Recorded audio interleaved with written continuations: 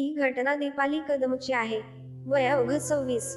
एक हुशार आणि धडाडीची महिला, जिने समाजातील अन्यायाविरोधात लढण्याचा निर्धार करून पोलीस दलात प्रवेश केला. तिने ज्या गणवेशाचा अभिमान बाळगला, तोच गणवेश तिच्या आयुष्याच्या शेवटचा साक्षीदार ठरला. पालघरच्या पोलीस नाईक वाल्मिक अहिरेची आणि तिची ओळख 2 वर्षांपूर्वी झाली. सुरुवातीला स्नेह म्हणून सुरू झालेलं नातं नंतर एकतर्फी प्रेम आणि मानसिक छळामध्ये बदललं. अहिरेचा स्वभाव हट्टी, संशयी आणि आक्रमक होता. त्याला वाटायचं की दीपाली त्याचीच मालमत्ता आहे. तिला सतत अधीन ठेवण्याचा प्रयत्न करायचा.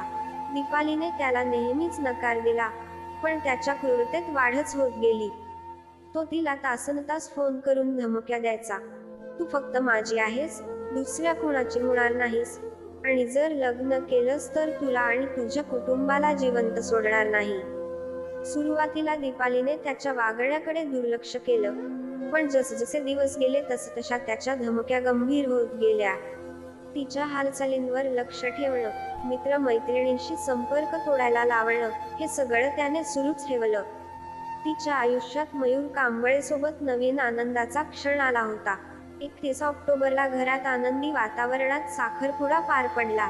पण ही बातमी अहिरेपर्यंत पोहोचताच तो संतापला आणि मयूरच्या वडिलांना फोन करून दीपालीबद्दल अपशब्द बोलत तिच्या चारित्र्यावर संशय घेतला.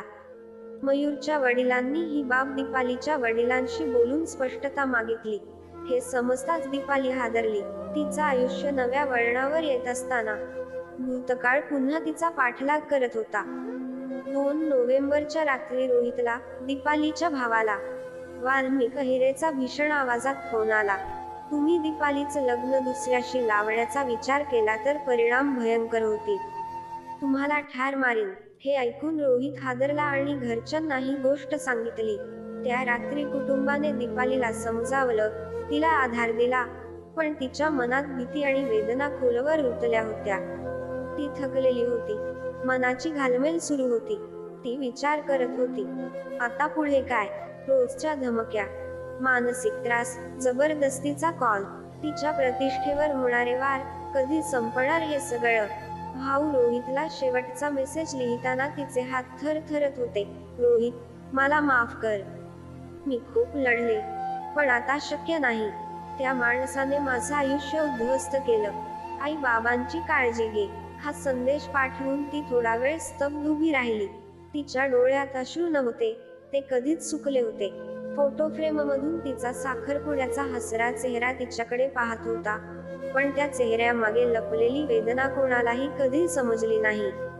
त्या रात्री खोलीत सगळं शांत होतं.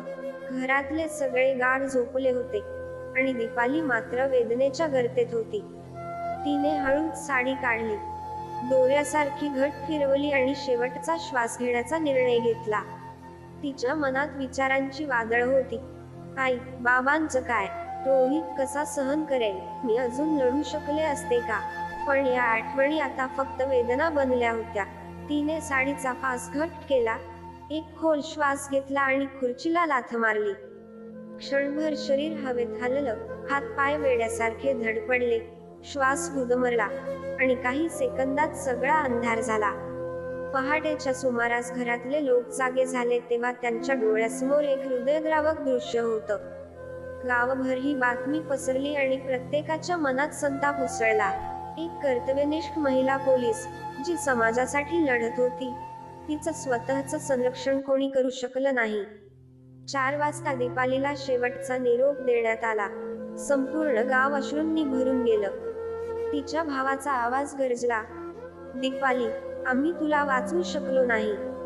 यवत पोलीस ठाण्यात वाल्मिक अहिरेवर गुन्हा दाखल झाला. पण यामुळे दीपाली परत येणार होती का? समाजातील अशा विकृतींना कठोर शिक्षा मिळणार का?